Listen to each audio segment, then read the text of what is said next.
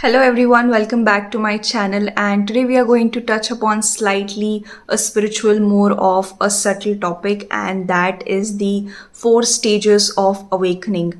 Now you can label this as a spiritual awakening or a material awakening because I personally see a lot of connection between our inner world and what happens in the external world for us, because so much depends on our perception and the quality of our mind and what is going on inside our mind at that moment. Hence, I don't find them very not so connected. I do find them really connected.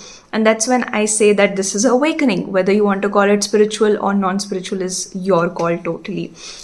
So the first stage is the stage of victimhood, and when it goes to a very higher intensity, we will also see, especially some of Western spiritualists calling it the dark night of the soul.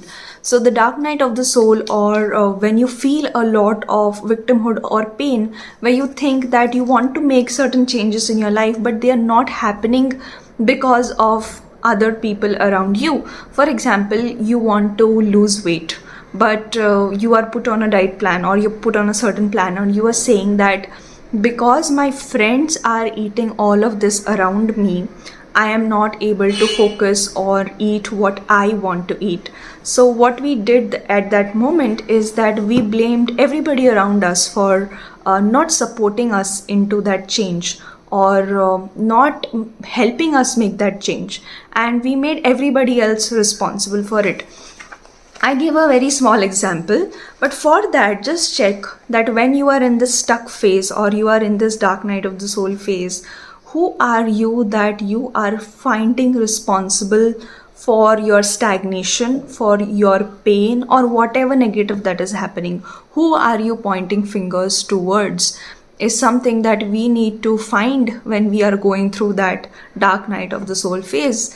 And you enter the second phase when you have processed all of this pain, you have processed all of these resentments, and you start to find yourself responsible in co-creating that dynamic. If we continue the same example of losing weight, you will say that it's me who decided to eat it, and you start to understand your contribution into all the negative dynamics that are being created in your life, because we all do have some contribution. Even if there are other people as well who are contributing to creating that problem, there is you as well, that if you are entertaining that behavior, you are in a way contributing to the problem. If you do not have boundaries, people will step all over you, right? So if you say that everybody takes disadvantage of me, that is a victim statement. How do you really change it to a stage 2 statement, a responsibility statement? Is when you say, I allow myself to be taken disadvantage of. Okay, you're constantly giving because you want to be looked upon as a good person, as a person who's respected by everybody else, and that's why maybe you're doing so much good for others. And you are saying that other people take disadvantage of me, other people neglect me, other people don't value me, and that is at the time when you are not drawing a boundary. Because the most difficult thing to change in this world is others, and most wise thing to do is to get responsible for your life and see what can I change and what should I improve to make my life better.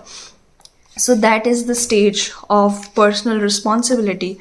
And the third stage is where you start to rewrite your belief system. You start to rewrite your scripts. You start to rewrite your identity as well.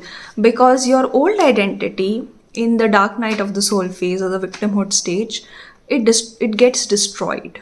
Whatever your old life was, you'll see a lot of people saying this on social media, that I have experienced many deaths and rebirths in the same life, because their transformations have happened in such a rapid way, or their life itself is so transformational that they get multiple opportunities to actually allow the death of old identities, where the old identities are going, and they are able to start their life afresh totally. And that option is always available to us. We can rewrite any belief that we are holding into our system which is not so useful to us. For example, one belief that money is a limited resource and money is very hard to be earned. Now, hard or easy depends upon you. If you are doing something that you are naturally talented at and it serves a purpose in the world where it solves people's problems, let's say that you are very good logically, analytically, you can write great software programs and you are working for an organization that has a requirement of that software developer, you're going to have a great time. And similarly, if there's a person who is very creative, okay, and is good with creative stuff but has got into a software job because everybody else said that is the best scope to have, this person will suffer in the same job, okay, and suffer a lot in the same job. And that is how, based on the belief. But if this person is holding a belief that I have to suffer to make money, this person will go and do a job that is deliberately very difficult and very, very hard for that particular person. So this is how our beliefs shape our reality, and we have the power to rewrite and change our beliefs because they are beliefs. At the end of the day, you can believe that money is easy to be earned, or you can believe that money is hard to be earned. Okay, it is up to you what you want to believe in. And whatever beliefs were repeated around us, especially in our childhood, becomes our conditioning, becomes our permanent belief system. And that is why a lot of times, you want to do something else, but you feel that something is holding you back. And this third stage is about rewriting those beliefs. And then comes the final stage of total alignment. A lot of us, okay, are not able to sustain this stage of total alignment, and maybe even I can't sustain it all the time. There will, if there are certain things which are still misaligned in your life, from time to time they will come up. You will enter the victim stage again, you will do your inner work again, you will take responsibility again, and you will rewrite what needs to be rewritten. And this will keep on repeating till you find the stage of total alignment. And the more these cycles of awakening have repeated in my life, the freer and freer and freer I have got. So even if it is coming to you again, it does not mean that whatever inner work you did so far or whatever spiritual work you did so far, it's totally of no use. It is of great use. Okay. I was hearing some of the guru, I don't remember who was it exactly, but this person says, yeah, I think this was a serial of Shani Dev, and he is talking to somebody. And she says that, I do so much of puja part and all of that, but a lot of negative things are happening with me. And there are so many people, who don't do any of this, and there's so many good things happening to them. So what Shanidev says, okay, and Shanidev is a person who gives you the results of your actions, of your karma. So he says that when you start to worship God, God wants to get you freer. Okay, and understand this metaphor very well, and that is why the consequences of that karma, you start to get it very, very fast. You start to get the results very, very fast of especially the negative deeds maybe that you did in the past life or in your past. You start to get it so that everything is in front of you. You get to see what did you do was okay, what was not okay, and you can process it and you can get freer. So whether you believe, in these things or you don't believe, that is not related to this, the example that I gave you. But if you try to understand the metaphor that I was trying to give, it means that the more you are willing to look at the truth and the reality, yes, it's going to feel painful and you are going to experience the dark night of the soul.